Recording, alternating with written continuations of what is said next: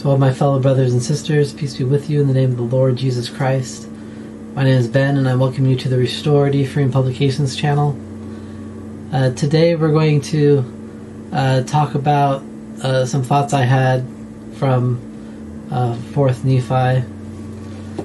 And but first, if you haven't done so already, please consider checking out my Bible translations that I have currently available, the Book of Genesis and the Book of Isaiah.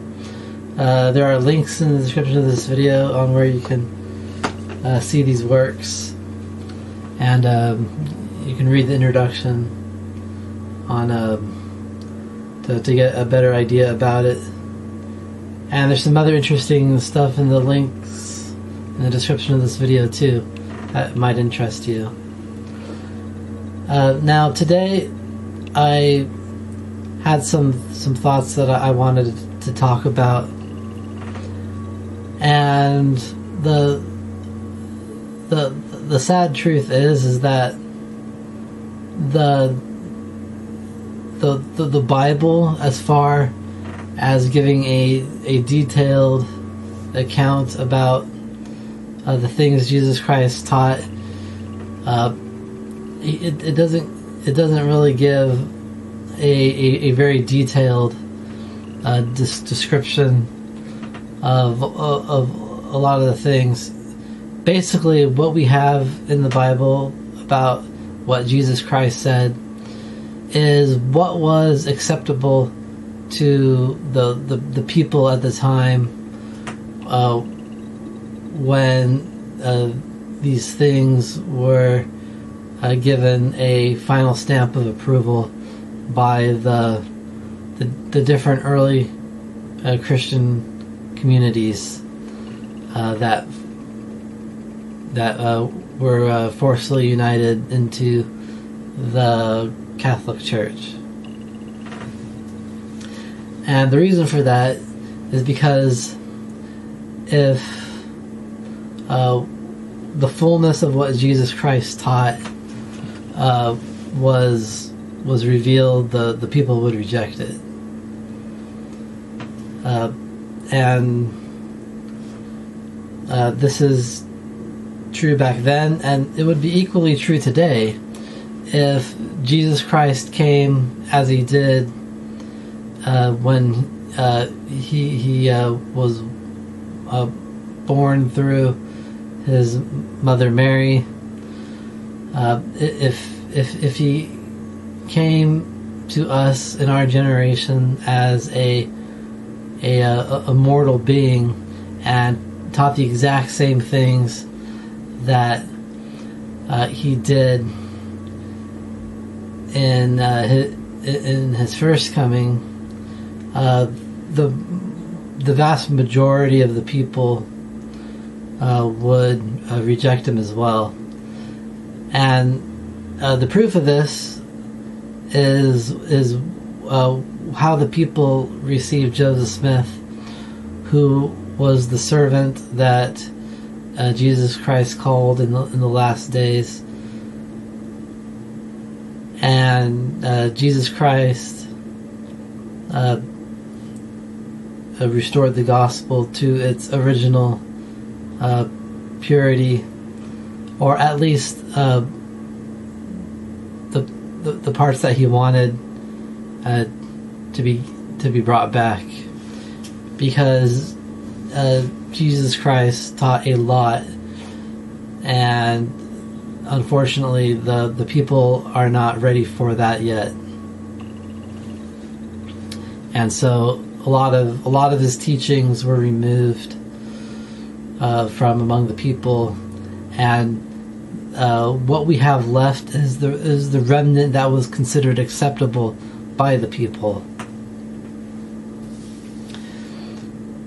And one of the concepts that the original, or not the original, the early Christians rejected was a concept of a united order. There is some detail in the New Testament about the United Order that the people had, but it doesn't go into great detail. And again, the reason for that was because the people rejected that concept, and so they removed a lot of it out of the teachings of Jesus Christ.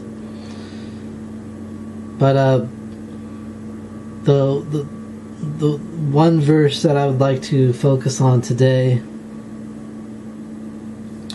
is from the Book of Mormon in the 4th book of Nephi, chapter 1. There's only one chapter, but it's verse 3. And it says, and they had all things common among them, therefore there were not rich and poor, bond and free, but they were all made free and partakers of the heavenly gift. Now, even the Book of Mormon does not go into great detail about how exactly these people in the ancient Americas kept the Lord's united order. But instead it chose to focus on these ideas. And I would like to dissect this verse. And so first let's look at the idea. It says, and they had all things common among them. We know that the idea of the United Order is that we all basically work together, and how detailed that exactly is, I'm not 100% sure. But if we look at the modern examples of the United Order, what's supposed to happen is that each man is given an inheritance from the Lord of land, and that man is responsible for that land, and he raises up food on that land, and at the harvest time, he harvests everything up, and he keeps what he needs, but all the excess is given to the Lord, so that the Lord can give it to the poor and those who have need. And of course, a lot of people might say, well, that sounds like communism. Well, guess what? Communism is the satanic imitation of the United Order. The difference between, well, there's lots of differences, but the primary difference between the United Order and communism is that everything is voluntary. And you might say, well, what if somebody doesn't volunteer to do it? Well, then guess what? It falls apart. Because under communism, everyone's forced to do things. In United Order, everything's voluntary. And if it's not voluntary, then it's not the United Order. And if you don't keep the words of the Lord and fulfill your duty in the United Order, then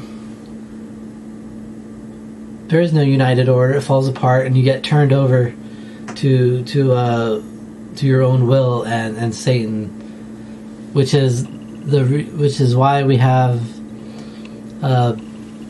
the types of governments that we have in the earth throughout the history of the world, because it's the result of people rejecting the word of the Lord and thus being turned over to the institutions of man and Satan.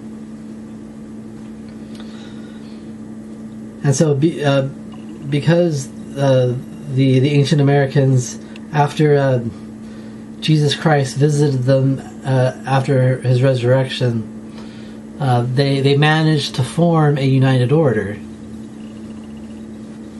And so they had all things in common, meaning that they probably worked their inheritance and gave all their excess to the Lord. And because of this, there was neither rich or poor, and there was no one in bondage and those who were free from bondage, because everybody was made free. Now, what is freedom? If you truly believe in freedom, the biblical understanding of freedom is that you basically work to provide for your own needs, where in slavery or bondage, you are someone else takes care of your needs or gives you the things you need in exchange for your labor. And what this shows is that there was no more mercantilism system among the ancient Americans, because there was no bondage, no one in bondage versus free people, because everyone was free. And so this is one reason why the words of Jesus Christ were rejected in the early Christian church, because the merchants, they raise their hand and say, "Oh, wait a minute. If I have to give all my excess to the Lord, then I won't be able to make a profit." Well, yeah, that's true. There's no such thing as mercantilism in the United Order, because if someone has a need, it's given to them. If someone has excess, they give it to the Lord, so that the Lord can give it to those in need. There's no such thing as profit making, because that would put an inequality among all the people. And when and this is what this is why the merchants rejected that word of the Lord over in the old world, because they like making their profit. And if Jesus Christ came here and said that to this people, the same type of people, the merchants, they would raise their hand and say, again, wait a minute, if I do that, I won't be able to make a profit. There'd be no employer and employee, because that would put an inequality among the people.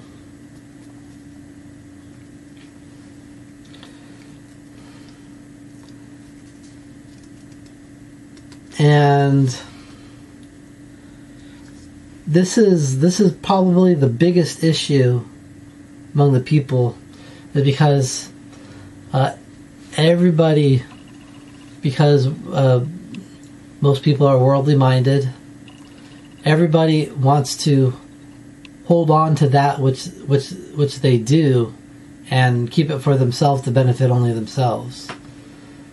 But under the Lord's united order, if you are truly preparing yourself for the united order that the Lord wants us to create,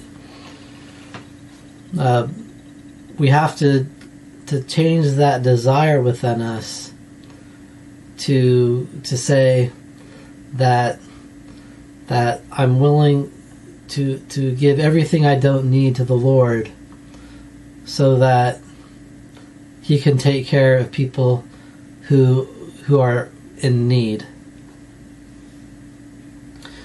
And now some people say that tithing is a replacement / training for that. And I hope that it is, because if we're using that to practice having that mindset, then that's good. But if we're just doing it and not having that mindset, or training ourselves to have that mindset, then we're not doing it correctly. Now, again, that doesn't mean that you shouldn't do it, because it's a commandment of the Lord to pay tithing. And I know for myself there's a lot of blessings that I receive because I pay my tithing. And I pay my tithing because the Lord commanded it. But I'm also trying to ready myself that when the Lord says, all right, this person has a need, and so please give me your excess that you don't need, so that I can give it to these people over here. And that's one of the things that we're going to have to fix if we wish to live in the United Order, to remember that all things that we have are actually belong to the Lord, and that the Lord has made us a steward over them. And this is why the United Order fails a lot among the people, because they just can't get out of that mindset of all of this is mine and it belongs to me. And so this is how the people lose the United Order and get swept up into the system of the world. Now, here's the other problem, is that the Lord requires this system to be made. And the devil has created his own imitation of it. And as long as the people aren't willing to establish the Lord's true United Order, then there's nothing that's going to be fit enough to confront the satanic imitation. And this is part of the reason why all the nations are in such trouble right now, because they're rejecting the Lord's United Order, and so there's nothing to stand up against the satanic imitation. And you are not going to fix things by keeping the satanic mercantile economic system in whatever form. Capitalism, communism, it's really all the same, because it's just two opposing sides of the same satanic system. And that is my message to you today from the Book of Mormon. And I leave this with you in the name of Jesus Christ. Amen.